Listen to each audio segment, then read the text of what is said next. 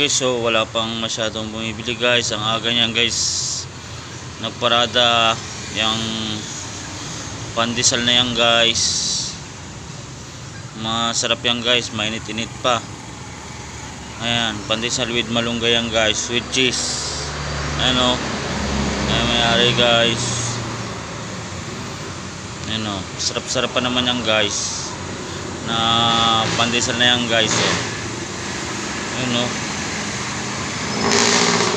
guys, sana may bumili na guys, kasi pag yung magtando guys, magbenta araw-araw. Ayan, magbenta yan guys. Ayan guys, ayos na pawis yan guys, tinda ng kanyang pandesal guys. Ayan guys, thank you guys.